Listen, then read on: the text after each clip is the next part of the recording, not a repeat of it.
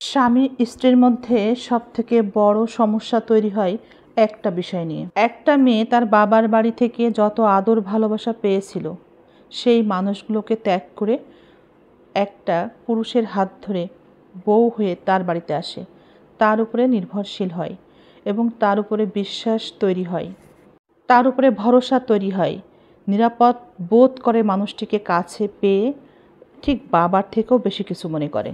কিন্তু যখন দেখে সেই ভরসার জায়গাটির উপরে ভরসা রেখে বিশ্বাস করে সে বড় ভুল করেছিল, একটা পুরুষ যখন তার শ্বশুর বাড়িতে খারাপ আচরণ দেখতে পায় কিংবা কেউ খারাপ ব্যবহার করে, তখন কিন্তু সেই বাড়িতে সে আর দ্বিতীয়বার যাওয়ার চিন্তা করে না। কিন্তু একটা মেয়েকে তার শ্বশুর বাড়িতে বারবার অপমান, অত্যাচার, জুলুম, নানা রকম ছোট বড় কথা শুনে সেগুলো হজম করতে হয় এবং সেখানে থাকতে হয়। লাঞ্ছনা গঞ্জনা সহ্য করেও কিন্তু সেই মেয়েটি তার শ্বশুর বাড়ি ছেড়ে বাপের বাড়ি যাওয়ার কথা ভাবতেই পারে না, অত্যাধিক জুলুম অত্যাচার যদি তার উপরে না হয়। অর্থাৎ সে সহ্য করতে থাকে, সে মানিয়ে নিতে থাকে, সে ত্যাগ করতে থাকে শুধুমাত্র স্বামীর মুখের দিকে তাকিয়ে। কিন্তু যখন স্বামী মানুষটির উপরে ভরসা রাখতে পারে না, আর সে মুখ বুজে থাকে, চুপ করে থাকে, সেও সব কিছু মানিয়ে নেয়, কান দিয়ে শোনে, কিন্তু স্ত্রীর পক্ষে কোনো কথাই বলে না, এমনকি স্ত্রীকে সান্ত্বনাও দেয় না। অনেক সময় স্বামী মানুষটিও তাদের পক্ষ নিয়ে কথা বলে, তখনই স্ত্রী স্বামীর উপর থেকে সম্পূর্ণভাবে বিশ্বাস হারিয়ে ফেলে। নিজের স্ত্রীকে বাবা মা ভাই বোন সবাই মিলে অত্যাচার করে, নানা রকম ছোটো মোটা কথা বলে, তখন সেই স্বামী নামক মানুষটির কিচ্ছু হয় না। স্ত্রীকে এতভাবে অপমান করে তবুও তার কিচ্ছু হয় না। এখানেই কিন্তু দ্বন্দ্বটা তৈরি হয় স্বামী স্ত্রীর মধ্যে। কিন্তু আমি মনে করি এখানে তাদের কোনো ভুল না, বরং স্ত্রীর বা মেয়েটির বেশি ভুল। কারণ সে অনেক বেশি ভরসা করে ফেলেছিল, পরিবারের সকলকে অনেক বেশি ভালোবেসেছে, তাদের জন্য অনেক ত্যাগ স্বীকার করেছে, স্বামী নামক মানুষটিকে অনেক বেশি বিশ্বাস করেছে। একটা কথা মনে রাখা উচিত, বিশ্বাস করা ভালো কিন্তু অতিরিক্ত মাত্রায় না, ভরসা করা ভালো কিন্তু আগে নিজের উপরে বিশ্বাস এবং নিজের উপরে ভরসাটা বেশি রাখতে হয়।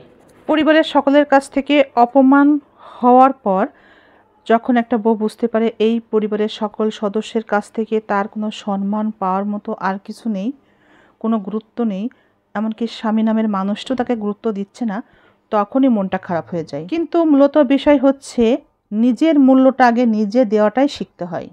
এরকম মূল্যহীন ভাবা মেয়েরা সবথেকে বড় ভুল করে, সামনের মানুষটির কাছ থেকে মূল্য চাওয়া, তাদের মধ্যে নিজের মূল্য খোঁজা, এটাই হচ্ছে সবথেকে বড় ভুল। যখনই শ্বশুরবাড়ির সকল সদস্যের কাছে নিজের মূল্য খুঁজতে চেষ্টা করা হয়, তখনই অসম্মানিত হতে হয়, তাদের কাছে লাঞ্ছিত হতে হয়, তাদের কাছে গুরুত্বহীন হয়ে যাওয়ার ফলে কেন গুরুত্বহীন, কেন গুরুত্ব দিচ্ছে না এই কারণ খুঁজতে গিয়ে কি অপরাধ, কি দোষ, কেন মূল্য দিচ্ছে না, কেন দিবে না কেন, এই কারণ খুঁজতে গিয়েই দাম্পত্য জীবনের মধ্যে অশান্তি সৃষ্টি হয়। এভাবেই আমরা অধিকাংশ মেয়েরাই ভুল জায়গাতে আমাদের নিজেদের মূল্য খুঁজতে থাকি, প্রতিনিয়ত খুঁজি, এভাবেই ভুল করি। নিজের মূল্য নিজের মধ্যেই খুঁজতে হবে, না থাকলে তৈরি করতে হবে, না হলে নিজের মূল্য সামনে সদস্যদের মধ্যে খোঁজাটাই হচ্ছে মারাত্মক ভুল। আমাদের সৃষ্টিকর্তা আমাদের মধ্যে সেই মূল্যবোধটা প্রত্যেকের মধ্যেই দিয়েছেন, যেটা আমাদেরকে খুঁজে বের করতে হবে এবং কাজে লাগাতে হবে নিজের জন্য। আমাদের মধ্যে যদি ভালো কিছু নাই থাকে তবে তারা মূল্যায়ন করবেই বা কেন? তাই এমন কিছু নিজের মধ্যে তৈরি করতে হবে যেন সামনের মানুষগুলো আমাদের মধ্যে ভালো কিছু খুঁজে পায়। তারা তো আমাদের মধ্যে ভালো কিছু খুঁজেই পায় না, তাই তারা মূল্যায়ন করে না। যতক্ষণ অন্যের আলোয় আলোকিত হওয়ার চেষ্টা করবেন ততক্ষণই আপনি গুরুত্ব হারাবেন। কিন্তু যখন আপনি নিজের আলোয় আলোকিত হবেন তখন আপনাকে কেউ ফু দিয়েও নেভাতে আসবে না, কারণ তখন সবাই বুঝবে এটা ফু দিয়ে কখনোই নেভানো সম্ভব না।